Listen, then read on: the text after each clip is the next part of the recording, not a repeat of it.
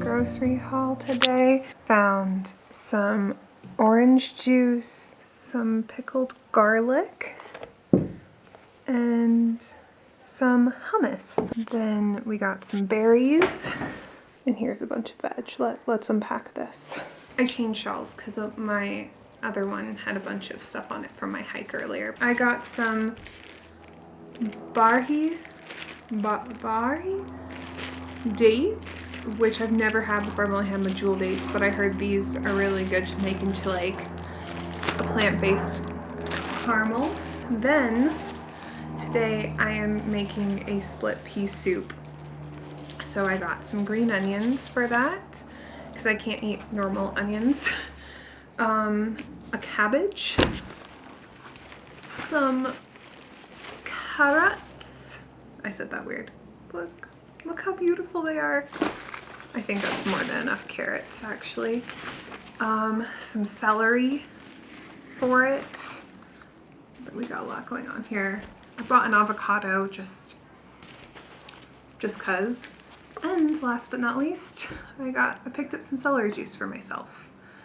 I really liked the little bottle, and that might have really helped me decide to buy this. And I also really love the taste of celery. So there's that. Look at this beautiful bounty.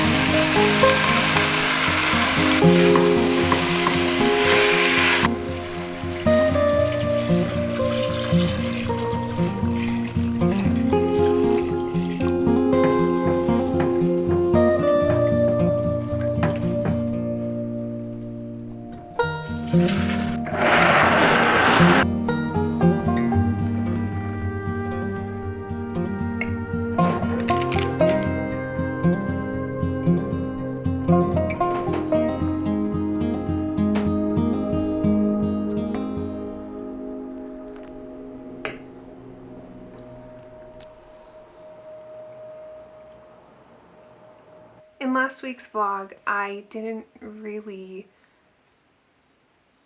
divulge what I have. Is that a good way to put it? I'm very nervous right now. The reason being is that when the doctor diagnosed me with what I had, she said how it was quite surprising, and I was like, okay, I mean, I hear that a lot, whatever.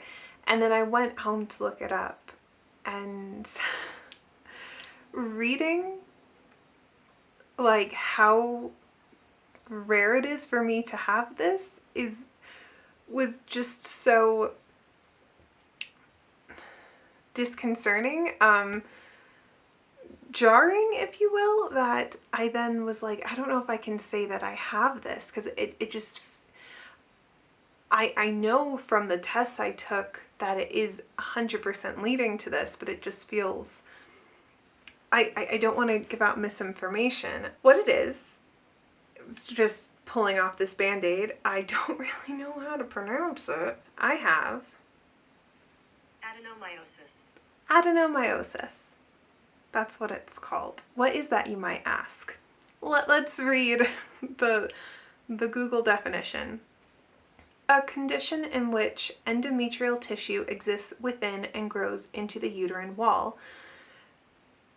Endomyosis occurs most often in the late childbearing years and typically disappears after menopause. Now you can see the shock here. I'm quite in the young childbearing years. There has been proof of me having this since 2017 when I had an ovarian cyst removed from my ovaries. A little tiny fibroid popped up on my scan inside my uterus, and it was currently then 3 centimeters big. Just for reference here, the uterus is somewhere between 6 and 8 centimeters. That is the average size for anyone with a uterus. And since 2017, this little 3 centimeter fibroid, which is, you know, almost like pretty much half the size of my uterus, has grown to 8 centimeters. And for that reason, my uterus has stretched to 13.5 centimeters. I should also mention I do also have a fibroid outside of my uterus, which is 5 centimeters, that I also have to get removed. If you're familiar, it's kind of like endometriosis, but endometriosis, the fibroids grow outside the uterus, whereas what I have, adenomyosis, grows within the uterus.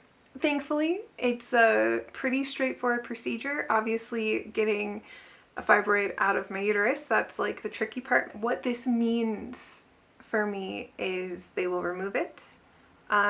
Sadly, it does grow back. That is something that will happen. It can die off naturally through pregnancy and or menopause. I am not planning on getting pregnant anytime soon. To me, my 20s are meant to be young and single. Well, I'm married, but like single as far as not having kids. My mom was the youngest to have kids and I'm the oldest, and she had me at 32, and yeah, all of her sisters had their kids in their mid to late 30s. So to me, it just seems crazy to think about that right now. So yeah, it's a very weird thought process to be going through, to be like, okay, I'm about to have this surgery done. That's going to clear up a lot of pain, but it will come back and I'll have to have the surgery again.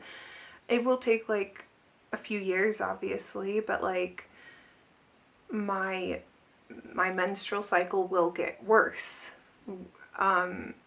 as this fibroid grows back. The side effects of it that make it unbearable is that it leaves you very exhausted. I am exhausted every single day, and it's really hard to stay motivated. I will say, and I think I said this in last week's video, it got worse starting in August of 2020. I just remember there was like a change in me. The other side effect is extremely excruciatingly painful periods. So like the only like really painful time technically is during your period or ovulation, which I will say both of those things have been really painful since August, to the point where I am not functioning. I'm out for the count. I just cannot survive, and like my cycle has been like really out of whack. My last cycle, sorry how TMI this is, it was so bad, the pain, and I could not, oh gosh, I have no words to describe how painful that was, that I ended up going to the emergency room, having one of the most traumatic nights of my life. Ooh, talk about bad doctor experience. And the way how I've been getting through that is by going on a walk every day. And I know what you're probably thinking. If you are constantly exhausted and you barely have enough energy for yourself, and then you're just going through this, like, your uterus has grown an abnormal size without having a fetus in there, why the hell would you go for a walk? And the truth is, my mental health, it's been the only thing keeping me from just losing my mind. Afterwards, I feel incredible. I don't feel stress. I feel like I can take on the world. During it, I feel like I'm gonna die. I am out of breath. I have to take constant breaks. But something about being outside in nature and moving my body, just like helping that blood circulation flowing up into my brain, it's making it easier. And honestly, my walks have been the best parts of my day. They do make me sleep for a very, very long time, but oh my gosh, it's honestly been the only thing keeping me going. I obviously can't do them during my period or when I'm ovulating, so that's hard.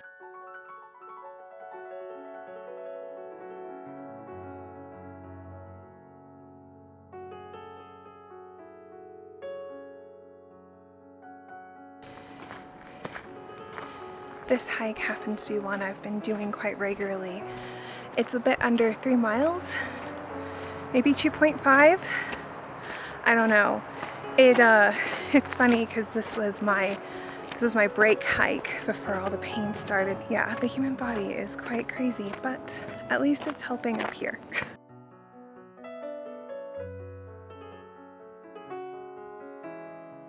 I will state though, I do want to talk about this. I know I'm coming across very anxious and scared, but I remember this really helped me during SIBO, because the more I talked about it, the more I found other people going through it. Or just anyone with a chronic illness in general, it's really helpful. I still need to tell people.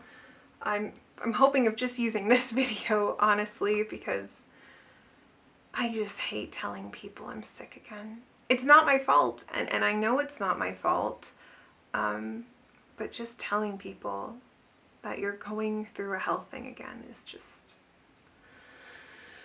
it's not fun. It's just not what I want to do. So just know when I'm not walking, I am sitting and trying to cut vegetables with a table to share difference that makes it pretty much dangerous. I'm really sorry about that earlier clip. Guys, my packages finally came in the mail. Look at that. Sadly, of course, they would come right before I'm about to start my period. My camera battery's about to die, but let's do this. There were 2 things I have been needing for my walks. One comes from last year. My shoelace broke off my shoe, so I have been putting this off forever, and I finally ordered hiking shoelaces. And it came in a pack of 3, which was unexpected, but surely welcome, because I will most likely break these as well. And then lastly, I'm really excited about this. I got a sun visor, which was on my clothing list of things to buy. I showed it to Henry, and he said it was a bit too young to look like a grandma. Look at it. Oh my goodness. My Nana, when I called to tell her that I